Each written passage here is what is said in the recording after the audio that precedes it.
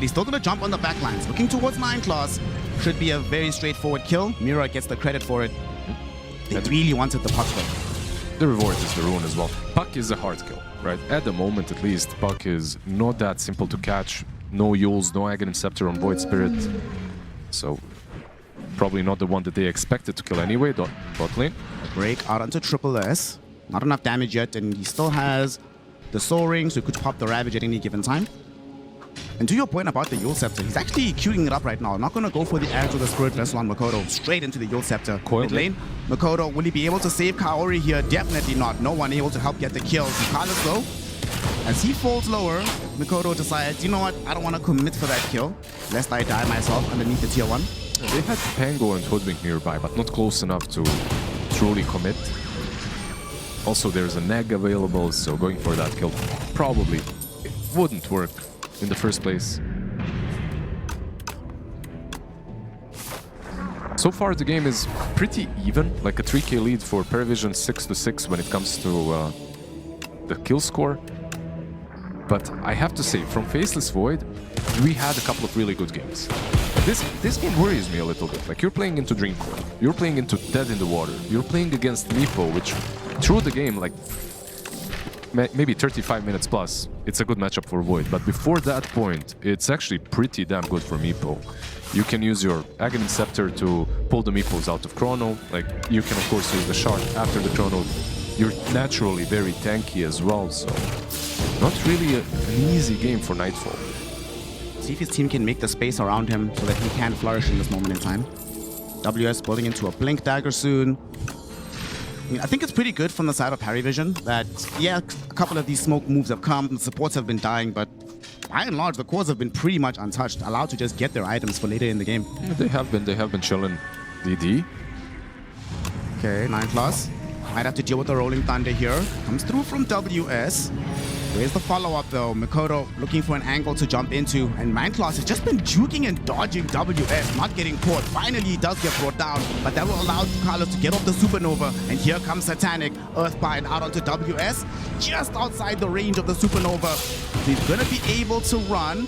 He's getting himself away. In the meantime, deep in the river, no one able to bring down Kaori and get back. Makoto unable to punish the puck. They were thinking about going high ground even, but okay, in the end they take the 1-for-1 with a couple of big ultis used, of course. What happened to the Chronosphere, by the way? I didn't catch that one while all of this was happening. Yeah, that's actually a very good question. Probably used on the Tidehunter, right? That would make the most sense. But why as well? Because everyone was fighting through middle. Well, maybe we'll find out with the replay. It's Triple S. He's on the front lines right now. Gonna get hit with a sharpshooter potentially. Nope. Oh, it does catch him just at the very end. But there's no follow-up. And he still has this Ravage. He's also gone for the more aggressive build. Blink into the Vladimir's offering, making sure that he can both initiate and support the Meepo in the middle of these fights. He can defend, he can attack. It's a pretty standard build besides the Blink, I would say. Like, the Vlads is very common on Tide. It's either Vlads or Raps at the moment. The Blink one, however, is a bit different, right? Having Blink, he's making a statement that they want to play right now. This is their go time, and it's a pretty good go time. Observers have obviously showed us the SNY being completed on the Meepo. This is a pretty big power spike on him. You don't really have to wait for way too many items. Honestly, there was an interview where he talked trash, Satanic talked trash about Raps. It's a pretty good Raps game. It's going to be a Ravage on the 2. Mira's going to be the first one to fall here, and they break the leash on Makoto. He was trying to get himself away, but Ducalis able to get the kill. A double for the Phoenix, more experience for the Flappy Bird. Down bottom, Nightfall could be in danger here. He doesn't have a Chronosphere anymore. Slowed down by the Solar Bind. Earthbind is going to be there. Ducalis has the Supernova out. It crashes, it stuns him, and they kill him off with the Sunray. Satanic, first involvement in the game, very successful. And that's the problem that Faceless Void will have all until he buys Manta or BKB. Like, that's one item that... Satanic, first involvement in the game, slowed down by the Solar Bind. Earthbind is going to be there. Ducalis has the super... Keep in mind that the new build on Faceless Void that is becoming a bit more popular is Aghanim Scepter. So maybe that's one of the reasons that KP didn't want to really talk about. the secret tech. I mean, the AoE stun versus Meepo as well, not too bad. Oh, Jakiro. The laser will come out. No one has the right-click damage with the Switchblade, but now Nightfall and WS have come through for the punish. Nine Plus will just throw out a token blast with the Illuminate, but he will end up dead. There's no saving him. They are still chasing the Phoenix. No dive. No dive available, no Supernova either, so easiest kill of WS's life. He'll take the opportunity to also go through the Twin Gate. Unfortunately, while all this was happening, they do end up losing their tier 1 tower in the mid lane. Paravision are playing the map really well. They're getting good trade-offs, I have to still say. Even after losing the 2 supports, the trades are okay for them, and they're just getting more out of the map. Meepo is farming basically the whole top, never being pressured at all. Once he gets the Scud, I think that's it for them. Like, they literally have nothing to wait for. You were talking about the dead in the water. Triple S went immediately for that Aghanim shot before getting another item. No, it's so huge. Like, the value of dead in the water in this game is like through the roof. So I agree with this. I think that he should have rushed it, and it's a good item to have. Smoke up by Triple S and no one. But they were scouted through the mid lane and they get scanned out once again. So Nightfall very safely will farm behind the tier 2 tower. He'll even TP out just to make sure he survives. Look at these heroes on the other side, like Faceless Void Spirit, Pango. No one likes playing into Roots. Now you have an additional one. Paravision not giving up. They're going to go through the Twin Gate. Nightfall, he shows in this wave. Definitely going to jump him immediately. Triple S ready with the blink. Ravage is going to go in, get the dead in the water. Ravage not expended just yet. They might not even need it, as he's going to fall anyway thanks to the damage of no one. Meepo in the meantime got the Earthbind out onto the Pangolier, preventing him from escaping as well. Double kill for no one. Kaori, absolutely no hope of escaping here, my friend. Satanic is on your ass, and he is going to kill you off. Triple S unstoppable. Paravision dominating the map list. 19 minutes with a 10k gold lead. They absolutely are. This is the best imagined start that they could have had. Like, the couple of series that they played recently, the first game of the series was always testing some tech out. Like, if you remember 9 Class Lone Druid as well, first game of the series versus Rejects. Then another game, I think they played Meepo into an Earthshaker, which didn't work out. I think they took a little bit of time to refine their strats, and this is now looking very good. When is Faceless Void going to be ready? He still doesn't even have his Yasha from his Manta style. Sitting with the Maelstrom, arm with the Dominator. He needs time, Lizard. They need to find space for him. But the fact that they... Okay, if there is 5v5, we fuck it.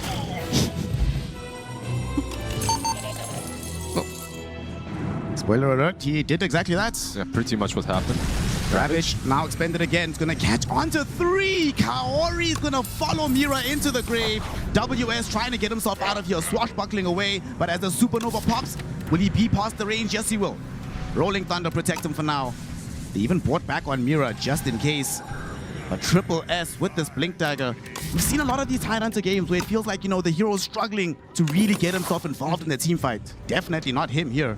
Yeah, this was one of those games where you don't have to go for an early Aghanims. It's actually the Shard that is really strong on him. He gets the Shard and the Blink. Like, Blink not only for the Ravage, but for the Shard too. Keep in mind that he can Blink in. Dead in Water has like a pretty bad range. So if you Blink in, it's easier to catch the Void Spirit. Faceless Void. Faceless Void wanted to fight. He wanted to use the Chrono, but the egg was already positioned so well that it just absolutely zoned him. Makoto still hasn't really been able to utilize this Yule Scepter, and unfortunately, he's gonna have time to contemplate his item choices in the fountain as he's probably dying here. Triple S, Wicked Sit. Man, Paravision just not giving Aurora any room to breathe. Satanic, the Earthbind! It cancelled a TP from Jakiro. Other side of the map, no one thought about chasing WS and Mira, but sees no need to do so. Satanic just continuing to farm up. Almost has his Aghanim Shard. Already has the Skadi SNY. Yeah, he wanted to chase them, but the Dream Coil was already spent. He missed with the initial Dream Coil, so he couldn't really continue. This is basically a textbook Meepo game. You have Skadi, you have your Shard now, straight into the pit. There is a play from Aurora, and the play is Chrono around the pit and try to win that fight around the big objective, because generally you don't really want to pressure high ground without getting Aegis on Meepo or most carries. So that's a chance for them to perhaps turn the game around. But 16k lead 22 minutes in it's looking rough. And there's not even like an alchemist, lone druid or whatever. It's just this Meepo. And things have gotten even rougher. Aeon Disc has been picked up for the puck. So the Nightfall, if he was at least thinking, okay, we get a Chrono on one of these cores, we can kill them off. They're all getting so difficult to kill. Titan, Meepo is super tanky, Puck has Aeon Disc. I don't know, man. What moves can you even make right now for Aurora? I don't really know if they have the damage to kill anyone but the Puck when it comes to cores. At the moment, at least. They need way more time. Mikoto said Puck is gonna find his counterpart from the mid lane. Triple S is on top of him, doesn't even bother using Ravage. Like you mentioned, dead in the water. The roots in this game are just so OP. Yeah, in this situation, it worked a little bit differently. He used the Yules to dodge it, but after the Yules, of course, he gets coiled. And the fight is absolutely over. Meanwhile, Meepo just chilling in the pit, by the way, hitting it. Waiting for the teammates to arrive. Has a medallion as well. And look at the map state even. Tier 1 bot and Tier 1 middle still up and quite healthy. I mean, good luck pressuring them.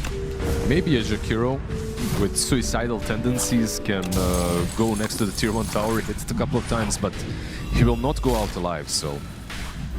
Somebody do a mental health check on Kaori. Don't do it, bro. Yeah, there's just no way. There is no way for them to take objectives right now. They need to buy time on Radiant. The only way for them to get back into this game is by surviving for a really long time. Mid lane, Void. Triple S getting the jump onto the Faceless Void. They force out the Chronosphere, but it's not gonna matter. Sunray lasers him from outside his own bubble. Ducalis will tip him for good measure. What a way to go down. And yet again, Triple S, the blink shot, just doing miracles on the map. Can I... It's not really a hot take. I think this game might be over. The possibility exists, OG. The possibility exists. 24 minutes, 10 seconds. I'm already on the high ground for Paravision. What can you do? You use the Chronosphere already, so your big team fight spell is already gone. This is just one of those textbook perfect Triple S, jump forward, Ravage onto 3. Both supports are gonna get bursted down here. Dream Coil out onto Triple S. Does at least have the roll up to protect himself for a moment. But the space has been opened up, the racks are exposed. Satanic very happy to just reap the rewards of destroying all of these buildings. They still have tier 2s, right? So if they want to end it, they have to go for the throne, and most teams at this point, honestly, if this was a pub, they would probably just go throne. With the Aegis and everything that they've got, I feel like this team is literally unkillable right now. You have Vlad's BKB, you have Pipe as well on the Phoenix. The damage from Aurora, if you literally camped them under the fountain, it's sad to say, but it feels like the damage still wouldn't be there. They need an extra item on every single core. Oh, WS might need an extra life, but thankfully has a swashbuckle. Dream Coil still down for another 25. Because of the tier 2s being up, he might be able to finish off the point booster and the Aghanims before the next fight starts on the Pangolier. Maybe a Manta will be there for the Faceless Void. It's something, but these are your mid-game items. Meepo, he's already rocking with Skadi, and I believe Butterfly is about to be completed. He's getting close. Nightfall, yes, he's gonna have that Manta, but you're still so far away from BKB. This game feels... I mean, not like BKB absolutely saves you, but it feels impossible to play without it.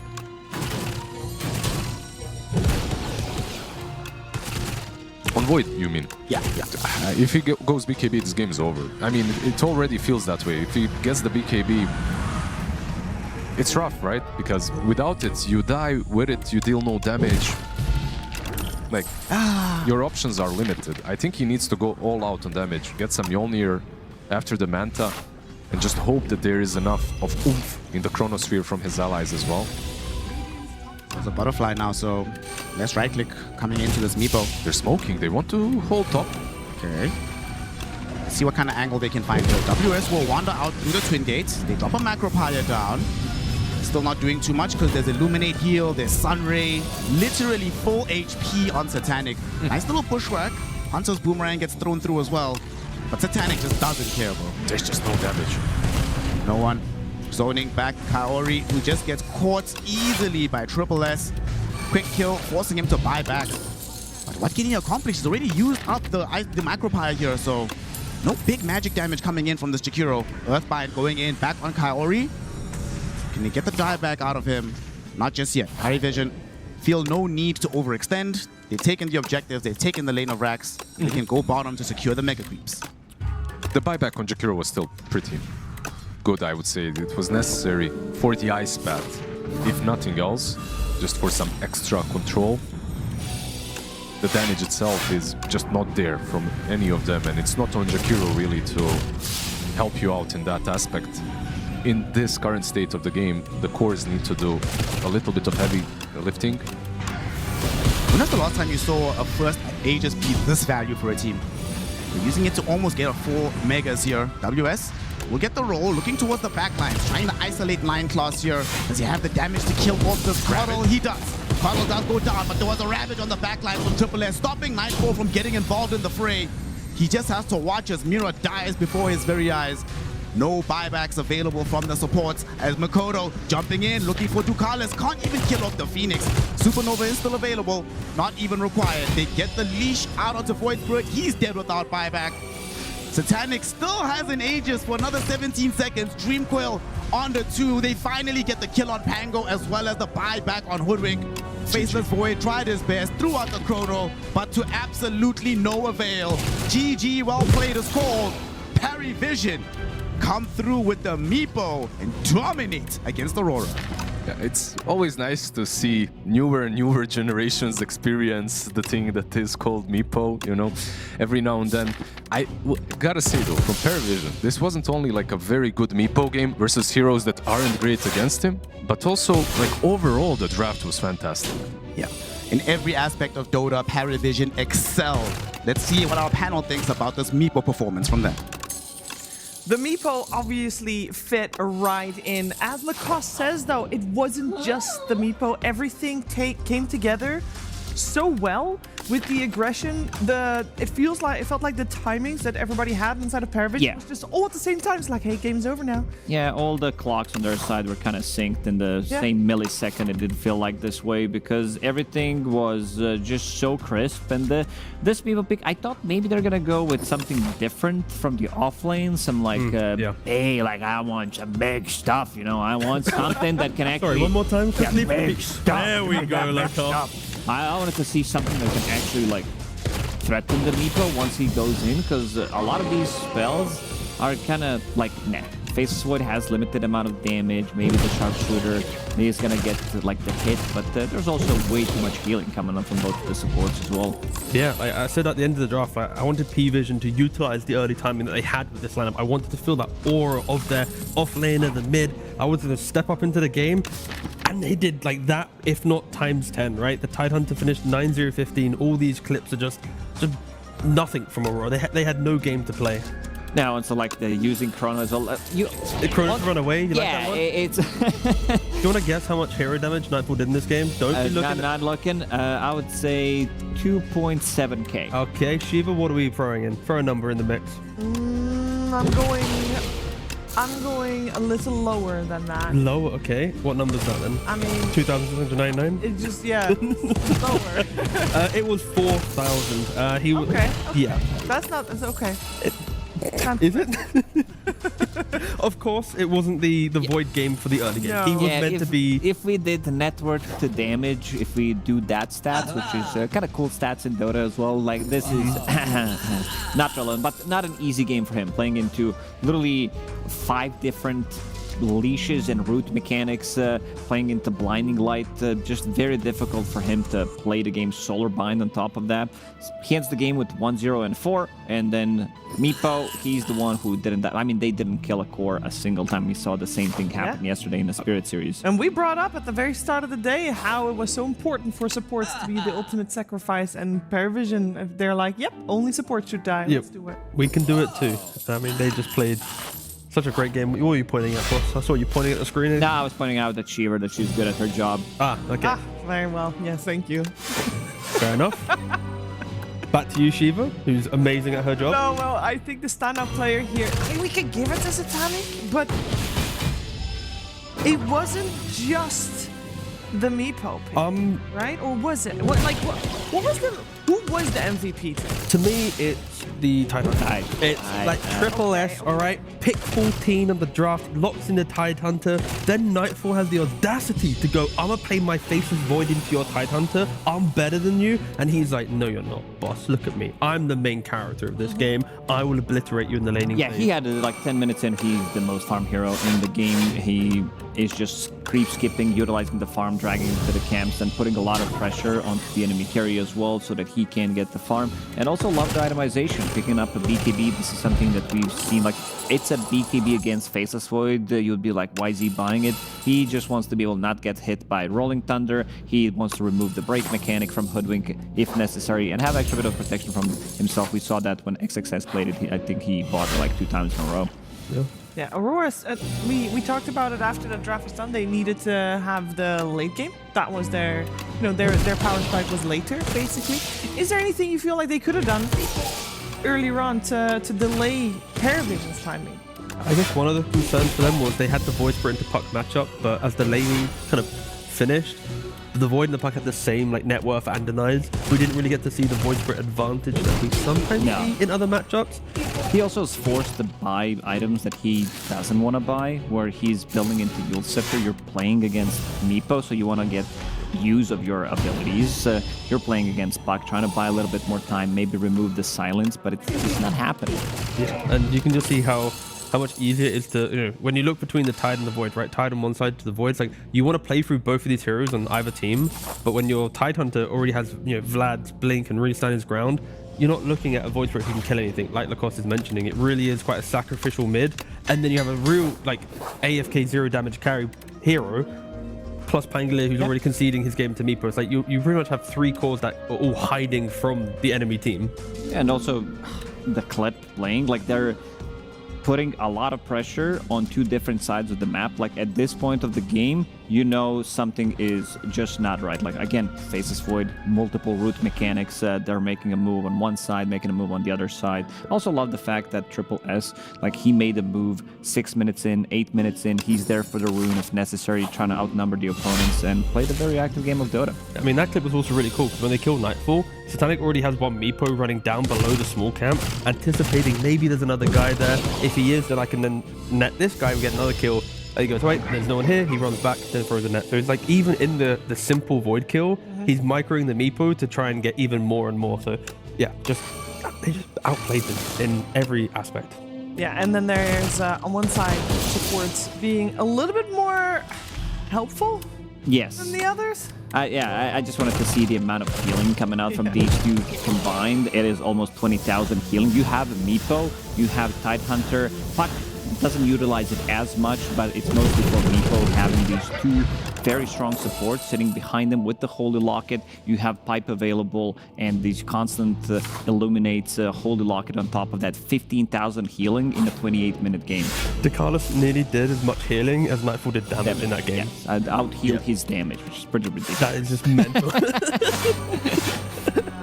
Well, okay, so this was only game 1, though. So game 2, what's the solution? Because we already established it wasn't just the Meepo, it was like the whole team timing was at exactly the right point. I think it's the combination of like you pick the Void into the Tidehunter, and then the Void Spirit's good into Puck. Like you haven't utilized your Pango in the draft in the early pick, like flex it to a good position. You've kind of sacrificed him whilst also picking a carry that then gets sacrificed. So I feel like they've never had a core other than Void Spirit that was like, and it's now our game. I think they just kind of picked into Division the entire time, giving them like the strategy they want. The lesson should be avoid picking like these 2 heroes together, maybe even because they seem to be lacking a lot in some of these early stages of the game as well. It's also very confusing because when someone says Void, are you talking about a Void Spirit or Faces? Yeah, the communications are absolutely in shambles. That's why they lost. Good point, Shiva. Yeah. Void TP mid, both of them TP. That did happen so many times in this game. But so then it does come down to draft. Do we feel like this was a draft loss on the side of Aurora, or? I think if they like played 10 games of this draft, this would probably be like bottom 2 performance. I think this draft can play better. It's just like the combination of everything from like, this is an okay draft. Like it's like nothing crazy, but against what they have on side of Power Vision, it doesn't really match well. Out of those 10 games, how many of those, like, and you put, 10 even players, how many times would the Paravision draft win for you? I'd say 7, 8. Okay. They're still pretty good. Though. Yeah, it's good. Yeah. That's very good numbers. It's still pretty good. We're going to find out what's going to happen and how the draft will change in the second game after a break. The new breakthrough, an innovative phone with OneXBet app. With OneXBet app, you can register and start betting in just one click. Intuitive interface and thousands of sports events every day. User-friendly app. Big wins, fast payouts.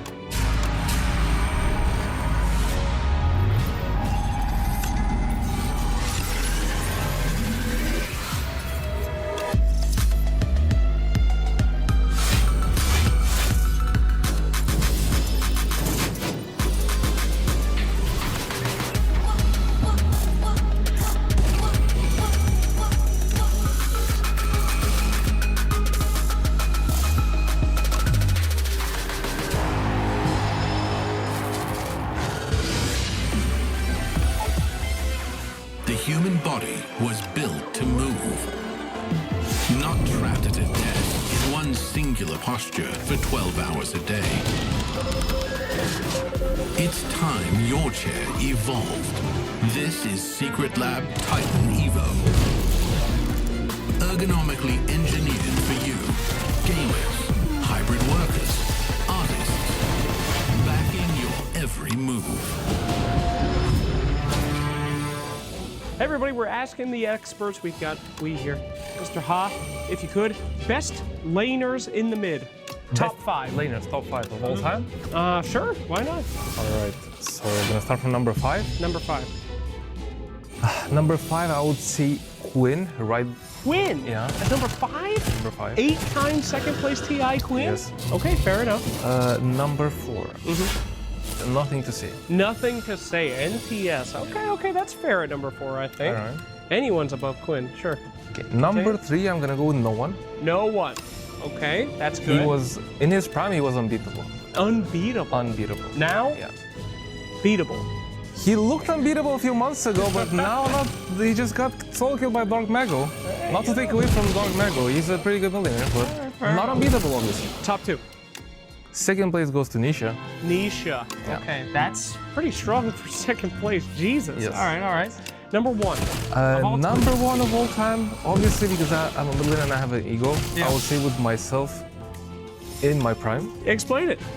I was one of the most inconsistent mid laners in the world when I was playing. Yeah. But in my good days, I feel like nobody surpassed me. Okay, that's what I like to hear. Well, you guys, you just got a nice little preview of what it's like to be his kid when he talks about his career 20 years from now. But for now, we'll keep it in reality and bring you back to the Dota.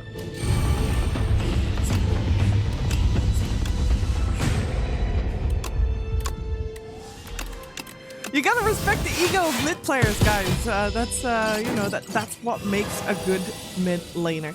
And in that top 5 that we have made, no one was featured. He got his hands on the puck for this first game that we just watched. And we're gonna find out what's gonna happen in game number 2, because the puck that we actually highlighted before the series even began was the Mikoto puck.